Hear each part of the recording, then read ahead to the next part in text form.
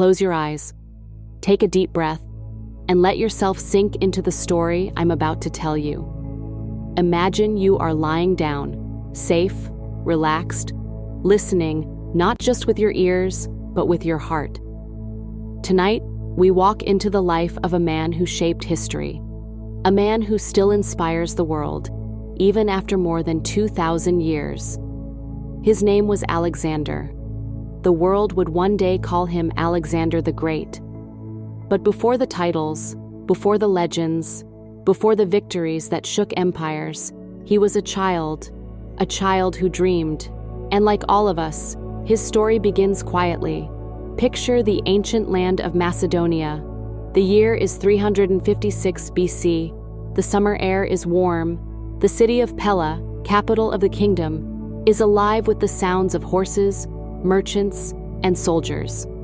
In a royal palace, a child takes his first breath. That child is Alexander. His father was King Philip II of Macedon, a man of strategy, ambition, and military genius. His mother was Olympias, a woman of strong spirit, deeply spiritual and fiercely protective. Together, they created a world where Alexander would grow up surrounded by both strength and mystery.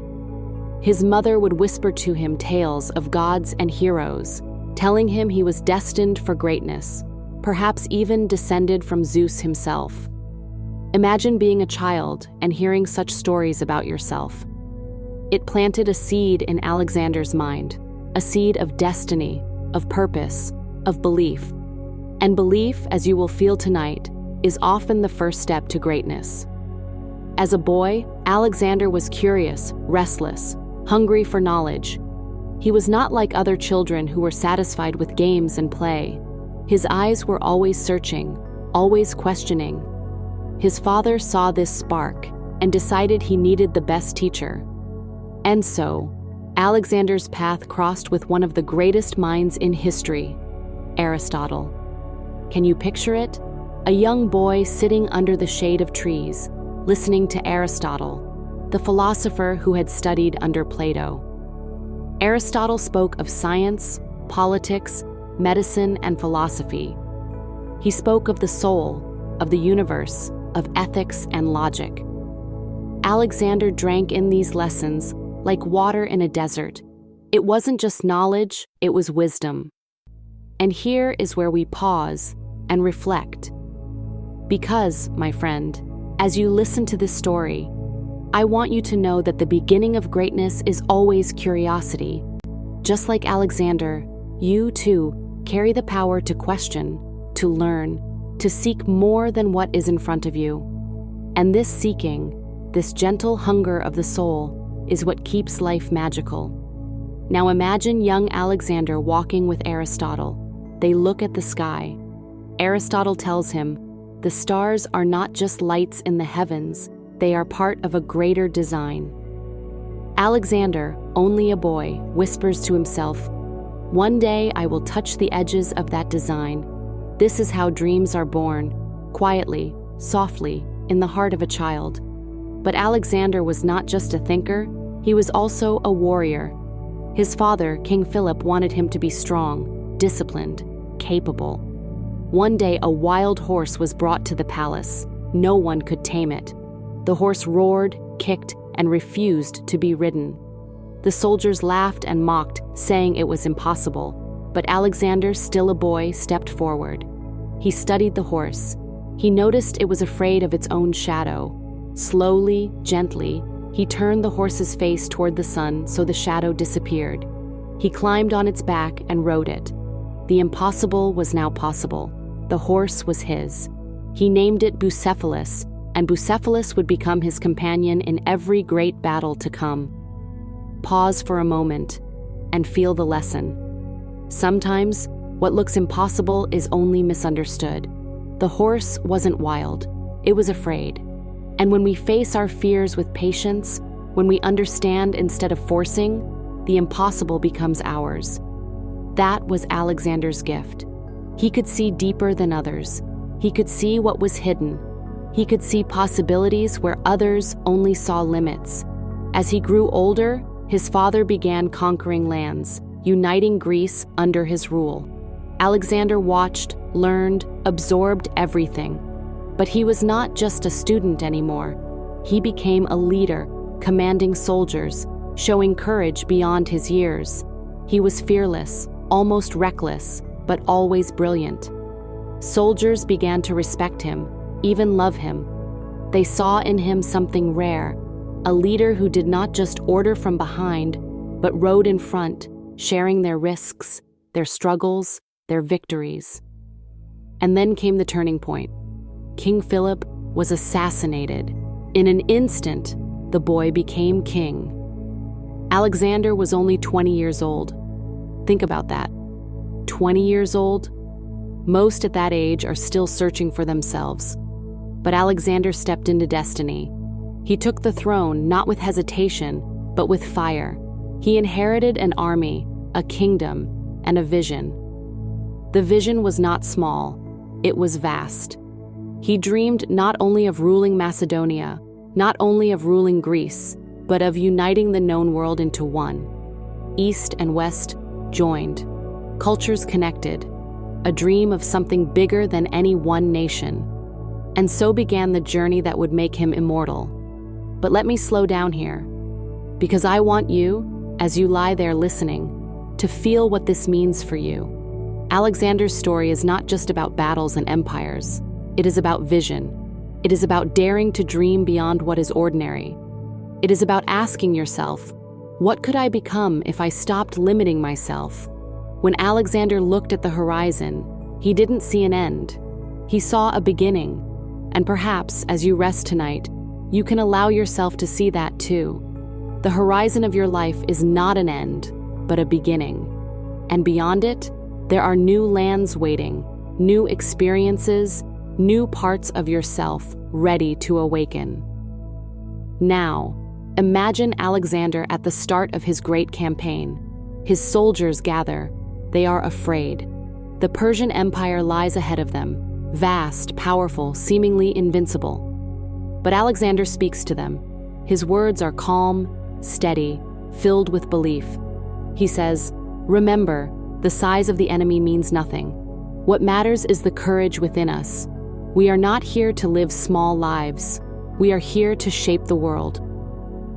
And the soldiers, hearing him, feel their hearts ignite. Their fear fades. Their courage rises. They march forward. And so will we, as we continue this journey together. Take another breath. Feel your body growing heavier, more relaxed.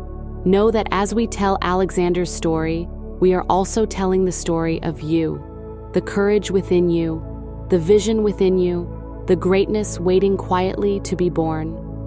Now Alexander was no longer just Alexander of Macedonia. He was Alexander the commander, the leader of men, the dreamer who dared to shape history. But dreams are tested in fire. And his first test was Persia. The Persian Empire was vast, stretching from Asia Minor all the way to India. It was rich, powerful, feared. Its kings believed themselves untouchable, lords of the world. To challenge them was madness, yet Alexander, with an army far smaller, believed otherwise. He did not see a giant empire. He saw a giant opportunity. He gathered his men, soldiers who had followed his father, and soldiers who had begun to follow him. They were tired, nervous, uncertain. Many asked themselves, how could they possibly defeat Persia? But Alexander, calm and steady, spoke to their hearts. He said, "We do not march because it is easy. We march because it is our destiny. The Persians may have more men, more wealth, more land, but they do not have what we have. They do not have courage burning in their hearts. They do not have vision." The soldiers felt his words like fire spreading through their veins. They believed, not in the numbers, not in the weapons, but in their leader. They believed in Alexander. And so, they crossed the Hellespont, stepping into Asia. A small army, carrying enormous dreams. The first great battle came at the river Granicus. Imagine the scene. The Persian army lined up, their cavalry strong, their confidence unshaken. Alexander's men stood smaller in number, the river separating them. The Persians thought the young king would hesitate, that he would wait, that he would fear. But Alexander did not hesitate. He led the charge himself, riding Bucephalus, his faithful horse. The water splashed, the swords clashed, the battle erupted. He fought at the front, cutting through enemies with fierce precision. His courage lit a fire in his men. They followed, unstoppable, until the Persians broke. The impossible had happened. The great empire had been wounded. And here we pause, because inside this story is a lesson. When challenges rise in your life, when they look larger, stronger, more impossible than you can imagine, do not wait, do not freeze. Sometimes the secret is to charge forward, to move with courage before doubt has a chance to whisper. Action silences fear. Alexander understood this, and because of it, victory followed him. After Granicus, city after city fell. Some resisted and were crushed, others surrendered and were spared. But what made Alexander unique was this: he did not simply destroy, he built. He allowed conquered cities to keep their customs, their culture. He respected their gods, their traditions. He was not only a conqueror of land, he wanted to be a uniter of people. And this is another lesson for us. True greatness does not come from force alone. It comes from understanding, from respect, from building bridges, not only walls. Now the world began to whisper his name. Alexander, the young king who dared to fight Persia, the commander who could not be stopped. The vision was unfolding, but Persia was not finished. Ahead of him waited Darius III, the Persian king, who commanded armies like oceans, countless soldiers ready to crush this young invader. Their first great clash would come at a place called Issus. Imagine the battlefield. On one side, Alexander with perhaps 40,000 men. On the other, Darius with twice, maybe 3 times that number. The Persians filled the plain like waves of the sea. It seemed impossible, but Alexander studied the land. He saw the mountains narrowing the field. He saw how the Persians could not use their full numbers. He saw opportunity where others saw doom. And when the battle began, he struck with precision, leading his cavalry like an arrow to the heart. The Persians broke. Darius fled. Alexander captured not only the battlefield, but also Darius's family. And here again, his greatness shone, not in cruelty, but in kindness. He treated the family with honor, with respect. He showed the world that power is not only in the sword, but in mercy. Pause with me, and let this truth settle. Mercy is not weakness. Mercy is strength under control. The ability to choose compassion when you have the power to destroy, that is the mark of true greatness. And so Alexander grew not only in power, but in legend. He pressed forward. Egypt welcomed him as a liberator. In the sands, he founded a city, Alexandria, a city that still stands today. He stood before the great temple at Siwa, where priests declared him the son of Zeus, the chosen one. The world began to see him not just as a king, but as something more. And yet, he remained restless. For Alexander, no victory was enough. No horizon was final. Beyond every conquest, he saw another. Beyond every mountain, another mountain. And perhaps in this, we feel both inspiration and caution. Because ambition can light our way, but it can also burn without end. But for now, let your mind rest in the image of Alexander, standing on the banks of the Nile, the sun setting golden over the desert, his dreams stretching far beyond the horizon. A young man, barely in his 20s, already shaping history, already uniting worlds. As you listen, notice how your body feels. Perhaps a little heavier, perhaps a little more at peace. Let Alexander's journey remind you, you too can rise to meet challenges. You too can charge when others hesitate. You too can lead with courage and compassion. This is not just his story. it is yours as well. And as Alexander marches deeper into the world, so do we. His journey is far from over. Ahead lies Gaugamela, Babylon, Persepolis, and beyond, even into the unknown lands of India. Battles that will test his soul, choices that will shape his legacy, and lessons that will echo for centuries. For now, take a deep breath. Let the story settle into you. Know that the journey continues, and as long as you walk it with me, you will carry not only the story of Alexander the Great, but the story of greatness within yourself. The world was watching. The young king who had crossed into Asia, the warrior who had faced Persia, the dreamer who carried fire in his soul. Alexander was no longer just a boy chasing destiny. He was now shaping it. But even for him, the greatest test was yet to come. And that test would unfold on the vast plains of Gaugamela. Picture the night before the battle. The Persian king, Darius III, gathers his armies. Hundreds of thousands of men, war elephants, chariots armed with scythes. The ground trembles beneath their numbers. Darius believes victory is certain. He believes Alexander will finally be crushed. Meanwhile, in a quiet camp nearby, Alexander prepares. His army is small compared to Persia's, tens of thousands against hundreds of thousands. His men whisper their fears. Some cannot sleep. But Alexander, he sleeps calmly. His generals are amazed. They ask him how he can rest so easily before the greatest battle of his life. He smiles and says, "We have already won because we fight not for numbers, but for destiny." And then morning comes. The sun rises. The dust of the battlefield rises with it. Two worlds face each other. Persia, vast and proud. Macedonia, smaller but fierce. And Alexander rides to the front, his golden armor shining. Bucephalus beneath him, his eyes fixed on the horizon. He raises his hand. His men fall silent. He tells them, "Remember, we do not fight for land, or for gold, or for glory alone. We fight for something greater. We fight for a dream, that one world can be united." His words sink deep into their hearts. The trumpets sound. The battle begins. The Persians charge, their chariots cutting across the field, their elephants roaring. But Alexander is not afraid. He sees the weakness in the enemy's formation. He rides hard to the right, pulling his men with him, stretching the Persian line. Then, with sudden force, he turns, and like a thunderbolt, he strikes the center where Darius waits.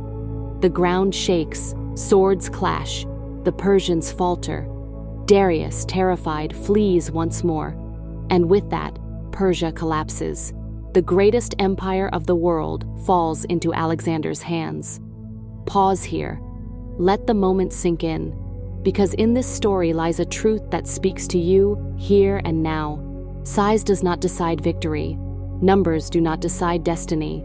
Belief does. Vision does. The courage to see what others cannot. That is what breaks empires. Alexander knew this, and because of it, he changed the course of history. After Gaugamela, the doors of Persia opened to him. Babylon, the jewel of the world, surrendered without a fight. Persepolis, the royal city, glittering with wealth and splendor, became his. He stood in the palace of kings who had ruled for centuries.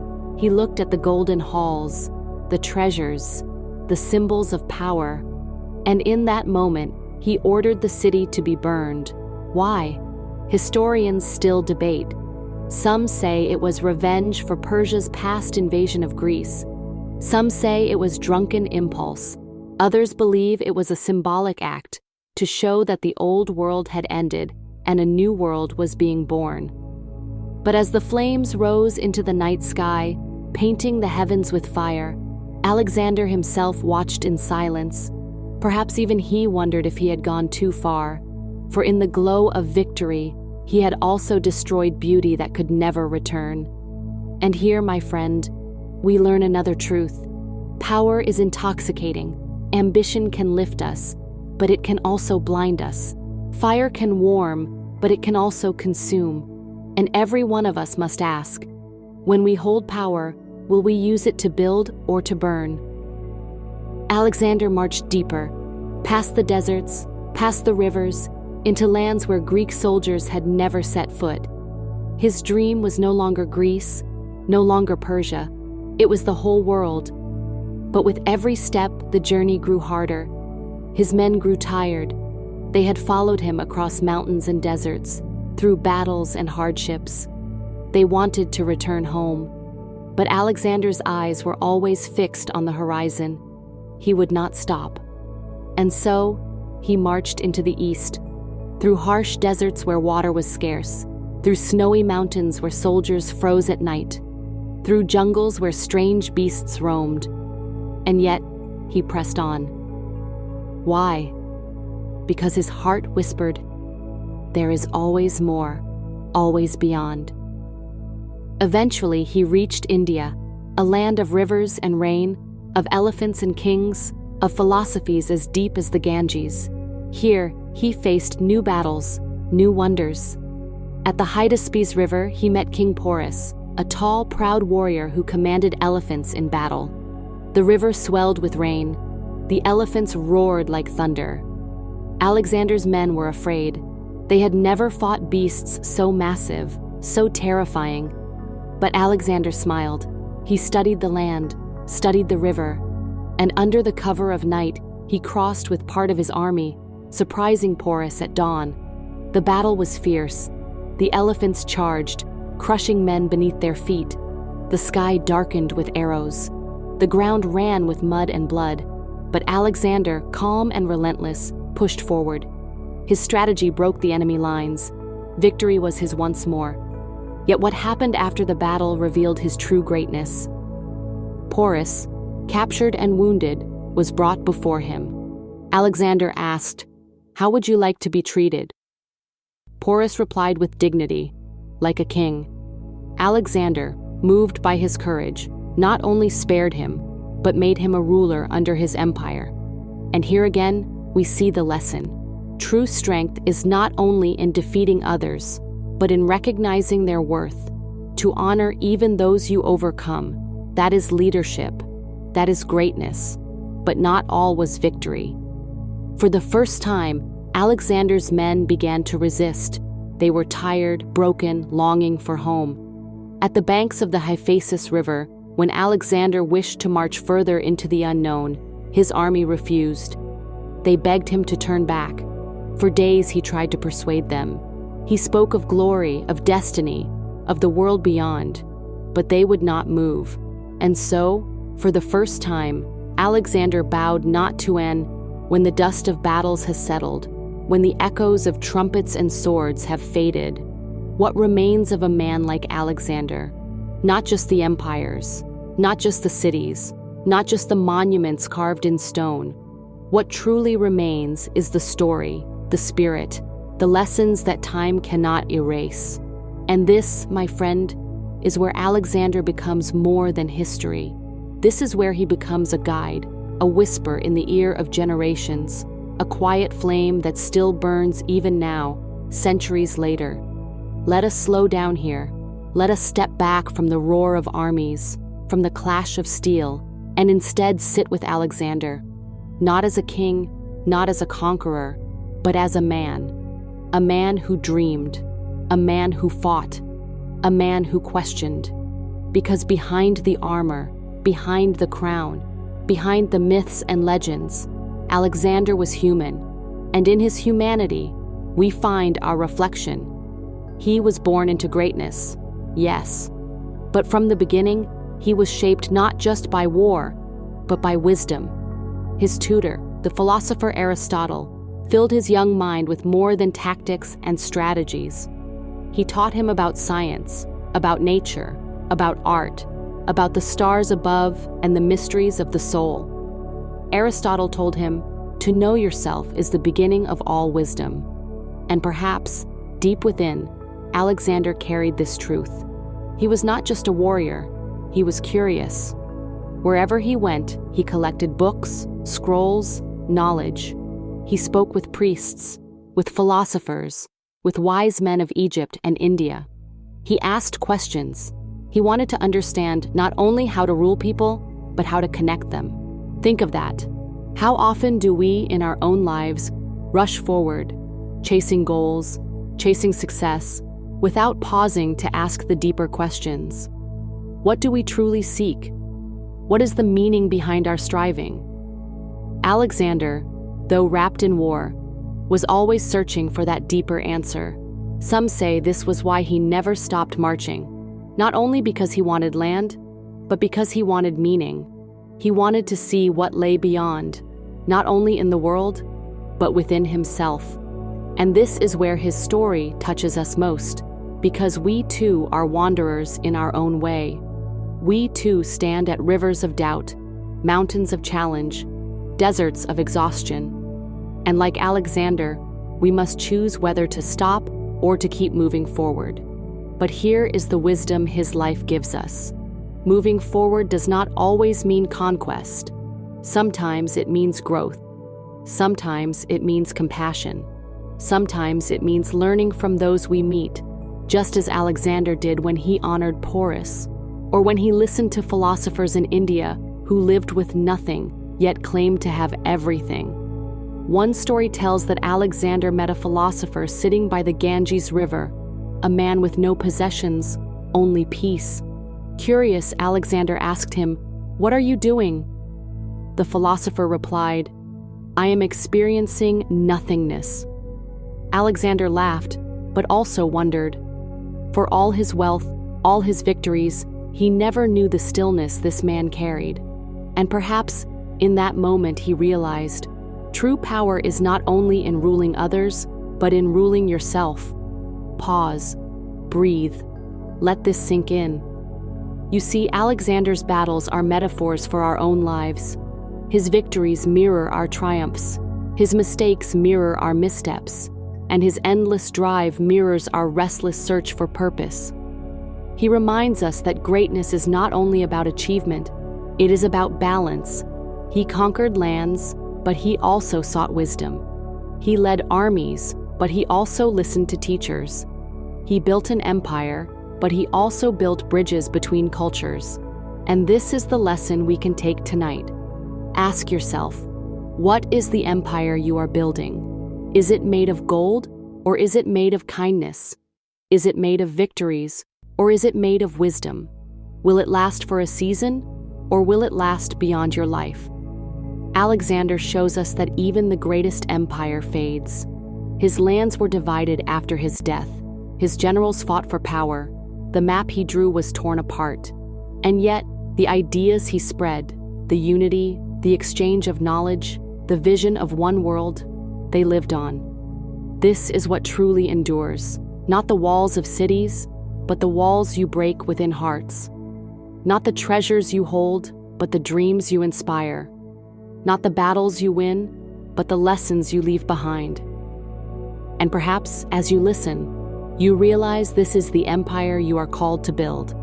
An empire not of stone, but of spirit. Take a deep breath. Let it be calm. Let it be gentle. Alexander also teaches us something about time.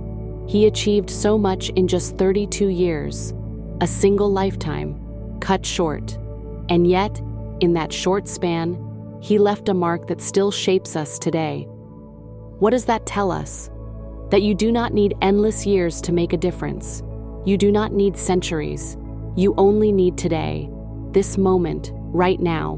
Because life, like Alexander's, is uncertain. None of us know how many days we are given. But we do know this. Within each day lies the chance to live fully, to act bravely, to love deeply, to dream boldly. And when we do, we live greatly. Alexander's story is often told as one of conquest. But beneath it, there is another story. A story of longing, of curiosity, of searching, perhaps even of loneliness. For though he had armies, wealth, and fame, he never truly found rest. His fire burned until it consumed him. And here lies the final wisdom. Do not only chase the horizon. Do not only strive for more. Remember too to pause, to breathe, to rest, to find peace not only in the world beyond, but in the world within. If Alexander could speak to us now, perhaps he would say, "Learn from my victories, but also from my flaws. Dream as I dreamed, but live with balance. March forward, yes, but also know when to stop and simply be." So let us carry his fire, but let us carry it gently. Let it not burn us, but guide us. Let it not consume, but illuminate.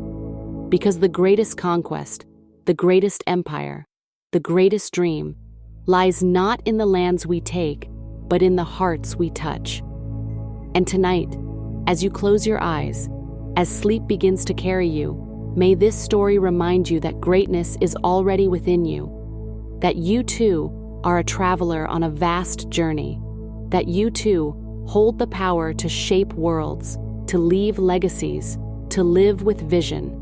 And when morning comes, may you rise not only with the fire of Alexander, but also with the peace he never found, a balance of strength and calm, of action and stillness, of ambition and gratitude. Rest now, breathe, let the story fade gently into silence, and know this: Alexander's journey was long ago, but yours begins anew, here and now. And now, we arrive at the end of our journey. We have walked together through the valleys of Macedonia, through the deserts of Persia, through the mountains of India. We have stood beside Alexander in triumph and in doubt, in courage and in exhaustion, in vision and in silence. We have seen him as a boy, as a leader, as a seeker, and as a mortal man. But now, the story of Alexander draws to its close. The great king who marched across continents lies still. The man who once shook the earth with armies breathes his last. His generals surround him, silent, waiting for words that may shape the fate of nations. And with the little strength that remains, Alexander whispers, "To the strongest." 3 words, mysterious, powerful, timeless. Did he mean his generals? Did he mean the gods? Or did he mean something deeper? Did he mean that life itself belongs to those strong enough to live it fully? To those strong enough to face its trials? To those strong enough to dream beyond the ordinary? We may never know. But what we do know is this: his words still reach us across centuries. They remind us that strength is not only power of body, but power of spirit. Not only dominance, but resilience. Not only conquest, but compassion. And so, his whisper becomes yours, to the strongest. You, listening now, resting now, breathing now, you are strong. You have faced storms. You have carried burdens. You have walked through darkness, and yet here you are. That is strength. That is your empire. Pause. Breathe. Let these words rest upon you. Alexander's body was laid to rest in Egypt, in a golden sarcophagus, but his spirit, it traveled onward, through stories, through history, through the countless lives he touched, and now, through you. Because this story is not only about him, it is about you. It is about the fire that lives within you, waiting to rise, waiting to burn with courage, with vision, with love. Alexander lived only 32 years, but what a life! A life of movement, of discovery, of ambition, a life that shaped the world forever. And so he teaches us that life is not measured in length, but in depth. Not in years, but in impact. Not in crowns, but in choices. What choices will you make? What dreams will you follow? What empire of kindness, of wisdom, of love will you leave behind? Remember, greatness is not a distant star. It is a spark within you. A spark that lights when you choose courage over fear, when you choose love over hate, when you choose to rise instead of fall. Alexander carried that spark, and now tonight, as you rest, that spark is passed to you. Imagine it, a flame, soft and golden, placed gently in your hands, warm, glowing, eternal. This is your light, your strength, your gift. And as you close your eyes, as sleep begins to drift over you like a calm river, You carry this flame into your dreams. Alexander once marched into the unknown, guided by nothing but faith and fire. You too will march into your tomorrows. You too will face the unknown, but you will carry this light, and it will guide you. The battles of your life will come. The rivers will rise. The mountains will challenge you. But like Alexander, you will move forward, step by step, breath by breath, heart by heart. And unlike Alexander, you will find balance. You will find rest. You will know when to march and when to pause, when to seek and when to simply be. That is your wisdom. That is your gift. That is your greatness. So let this story settle into your heart. Let it echo softly, not as noise, but as music. Not as command, but as comfort. Not as history, but as hope. For Alexander's journey is done, but yours is just beginning. Tonight, you are calm. You are safe. You are whole. You are ready to rest. Tomorrow, you will rise with strength, with courage, with clarity. And when you face the world, you will carry not only your own fire, but the fire of all who came before you. The fire of Alexander. The fire of countless souls who dared to dream. So sleep now. Rest now. Drift gently into dreams. You are the strongest. You are the dreamer. You are the conqueror of your own path. And when you wake, the world will be waiting. Waiting for your light. Waiting for your empire. Waiting for your greatness. Because Alexander the Great may have died long ago, but through you, his spirit lives on. Good night. Sleep well. Dream greatly.